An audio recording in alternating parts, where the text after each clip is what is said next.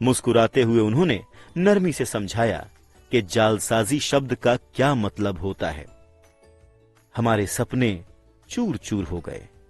अब आपका मतलब है कि ये गैर कानूनी है? माइक ने कांपती आवाज में पूछा। छोड़ो भी, मेरे डैडी के दोस्त ने कहा।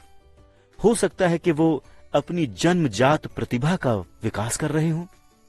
डैडी ने उन्हें घूर कर देखा। हां, ये गैर कानूनी है, मेरे डैडी ने नरमी से कहा।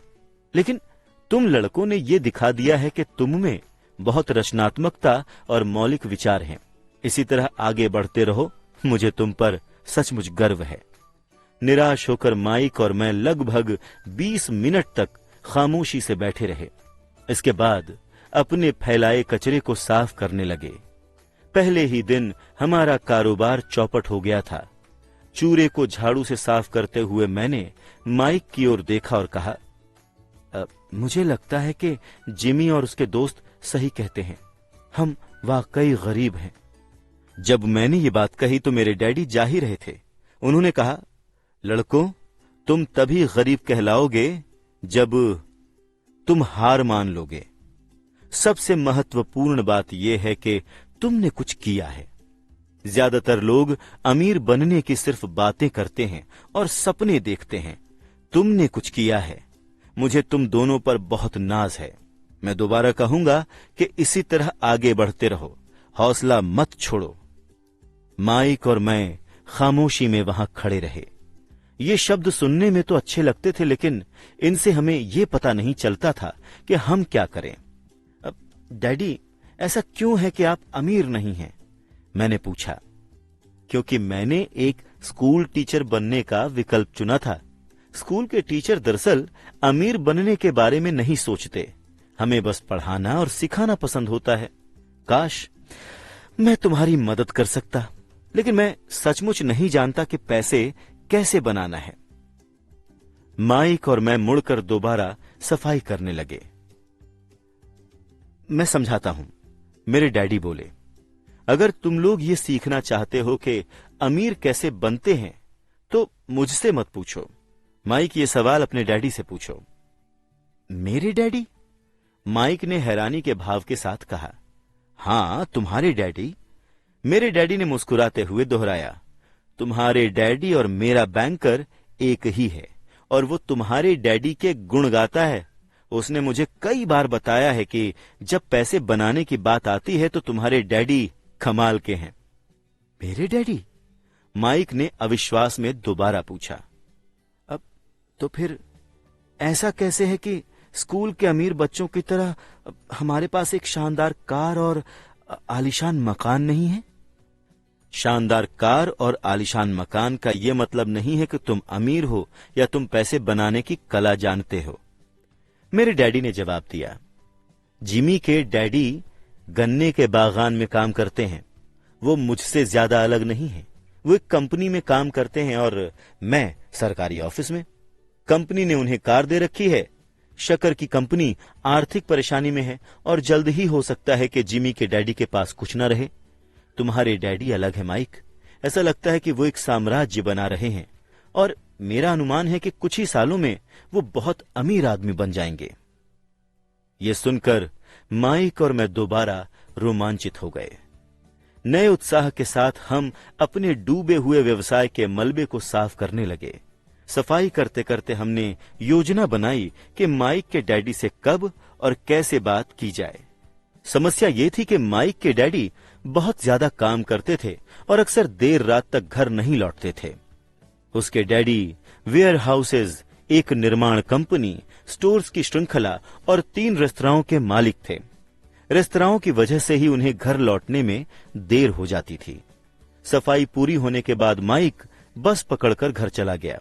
उसने बताया था कि उस रात जब उसके डैडी घर लौटेंगे तो वो उनसे बात करके पूछेगा कि क्या वो हमें अमीर बनने का तरीका सिखा सकते हैं। माइक ने वादा किया कि जैसे ही उसके डैडी से बात हो जाएगी वो मुझे फोन करेगा, चाहे कितनी ही देर क्यों ना हो जाए। फोन की घंटी रात को 8:30 बजे बजी। ठीक है, मैंने कहा। अगले शनिवार मैंने फोन नीचे रख दिया। माइक के डैडी हमसे मिलने को तैयार हो गए थे। शनिवार सुबह मैंने 7:30 बजे वाली बस पकड़ी ताकि कस्बे के गरीब हिस्से तक जा सकूं। सबक शुरू होते हैं। माइक और मैं सुबह 8 बजे उसके डैडी से मिले। वो पहले से ही व्यस्त थे और 1 घंटे से अधिक समय से काम में लगे हुए थे। जब मैं उनके साधारण छोटे और साफ सुथरे घर की ओर बढ़ा तो मैंने देखा कि उनका कंस्ट्रक्शन सुपरवाइजर अपने पिकअप ट्रक में बैठकर वहां से जा रहा था। माइक मुझे दरवाजे पर ही मिल गया। उसने दरवाजा खोलते हुए कहा, डैडी फोन पर हैं और उन्होंने पीछे के पोर्च में इंतजार करने को कहा है। जब मैंने उस पुराने मकान की चौखट लांघी तो लकड़ी का पुराना फर्श आवाजें करने लगा। दरवाजे के भीतर सस्ता सा गलीचा था। गलीचा वहां इसलिए बिछाया गया था ताकि फर्श पर पड़े अनगिनत कदमों के निशानों को छुपाया जा सके। हालांकि गलीचा साफ था लेकिन इसे बदलने की जरूरत थी। जब मैं संकरे लिविंग रूम में दाखिल हुआ तो मेरा दम घुटने लगा। यह पुरानी बदबू वाले फर्नीचर से भरा था जिसे निश्चित रूप से संग्रहालय में रखा जाना चाहिए था। सोफे पर 2 महिलाएं बैठी थीं, जिनकी उम्र मेरी मां से थोड़ी ज्यादा होगी। महिलाओं के सामने एक आदमी कामकाजी पोशाक में बैठा था। वो खाकी स्लैक्स और खाकी शर्ट पहने था। उन पर अच्छी प्रेस तो थी लेकिन स्टार्च नहीं था। वो चमचमाते कामकाजी जूते भी पहने था। उसकी उम्र मेरे डैडी से लगभग 10 साल ज्यादा रही होगी। जब माइक और मैं उसके पास से निकलकर पिछले पोर्च की तरफ गए तो वो मुस्कुराया। मैं भी संकोची अंदाज में मुस्कुरा दिया। अब ये लोग कौन हैं? मैंने पूछा। ओह, वो मेरे डैडी के कर्मचारी हैं। यह आदमी उनके वेयर हाउसेस देखता है और महिलाएं रेस्तराओं की मैनेजर हैं। आते समय तुमने उस निर्माण सुपरवाइजर को तो देख ही लिया होगा जो यहां से 50 मील दूर एक सड़क परियोजना पर काम कर रहा है। उनका दूसरा सुपरवाइजर भी है। वो बहुत से मकान बना रहा है लेकिन वो तुम्हारे यहां आने से पहले ही जा चुका था। क्या ऐसा हमेशा ही होता है? मैंने पूछा। हमेशा तो नहीं लेकिन अक्सर होता है, माइक ने मुस्कुराते हुए कहा जब उसने मेरे बगल में बैठने के लिए एक कुर्सी खींची। माइक बोला, मैंने डैडी से पूछा था कि क्या वो हमें पैसा बनाना सिखाएंगे। ओह, और उन्होंने क्या जवाब दिया? मैंने सधा हुआ सवाल किया। देखो, पहले तो उनके चेहरे पर हंसी का भाव आया, फिर कुछ सोचकर वो बोले कि वो हमारे सामने एक प्रस्ताव रखेंगे। ओह, मैंने कहा और दीवार से अपनी कुर्सी टिकाते हुए अगले पाए उठा लिए। मैं कुर्सी के पिछले 2 पायों के सहारे बैठ गया। माइक ने भी ऐसा ही किया। मैंने पूछा, क्या तुम जानते हो कि वो क्या प्रस्ताव रखने वाले हैं? नहीं, लेकिन हमें जल्दी ही पता चल जाएगा। अचानक माइक के डैडी जर्जर पुराने दरवाजे से होकर पोर्च में दाखिल हुए। माइक और मैं उछलकर खड़े हो गए। सम्मान के कारण नहीं बल्कि इसलिए क्योंकि हम चौंक गए थे। तैयार हो लड़कों? उन्होंने पूछा जब उन्होंने हमारे साथ बैठने के लिए एक कुर्सी खींची। हमने अपना सर हिलाया, फिर हमने अपनी कुर्सियां दीवार से दूर खींची और उन्हें उनके सामने बैठने के लिए सरका लिया। वो लंबे चौड़े थे, लगभग 6 फुट लंबे और 200 पाउंड के। मेरे डैडी ज्यादा लंबे थे, लगभग इतने ही वजन के और माइक के डैडी से 5 साल ज्यादा बड़े भी। हालांकि उनकी प्रजाति एक नहीं थी लेकिन वो लगभग एक से ही दिखते थे। शायद उनमें एक जैसी ऊर्जा थी। माइक कहता है कि तुम पैसे बनाना सीखना चाहते हो, क्या यह सही है रॉबर्ट? मैंने अपना सर जल्दी से हिलाया लेकिन थोड़े डर के साथ। उनके शब्दों और मुस्कान में बहुत शक्ति थी। ठीक है, तो ये रहा मेरा प्रस्ताव। मैं तुम लोगों को सिखाऊंगा, लेकिन मैं ये काम तुम्हारे क्लासरूम जैसी शैली में नहीं करूंगा। तुम मेरे लिए काम करोगे तो बदले में मैं तुम्हें सिखाऊंगा। तुम मेरे लिए काम नहीं करोगे तो मैं तुम्हें नहीं सिखाऊंगा। तुम्हारे काम करते समय मैं तुम्हें ज्यादा तेजी से सिखा सकता हूं, लेकिन अगर तुम बस बैठकर सुनते रहो जैसा कि तुम स्कूल में करते हो तो मेरा समय बर्बाद होगा। ये मेरा प्रस्ताव है, या तो मान लो वरना छोड़ दो।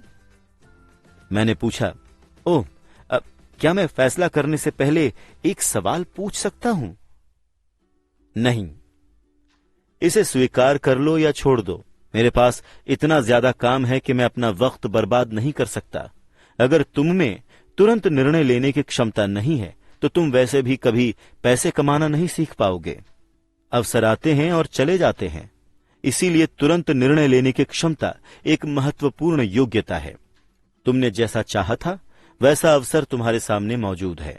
अगले 10 सेकंड में या तो तुम्हारी शिक्षा शुरू हो जाएगी या फिर यह हमेशा के लिए खत्म हो जाएगी।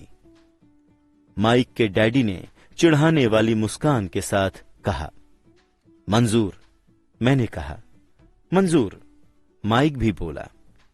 बहुत बढ़िया, माइक के डैडी ने कहा। 10 मिनट में मिसेस मार्टिन आ जाएंगी। जब मेरी उनसे बातचीत हो जाएगी तो तुम उनके साथ मेरे छोटे सुपरमार्केट में चले जाना और वहां काम शुरू कर देना। मैं तुम्हें 10 सेंट प्रति घंटे की दर से तनख्वाह दूंगा और तुम हर शनिवार को 3 घंटे काम करोगे। लेकिन आज तो मेरा सॉफ्टबॉल मैच है, मैंने कहा। माइक के डैडी ने आवाज धीमी करके कड़क लहजे में कहा, या तो मान लो वरना छोड़ दो।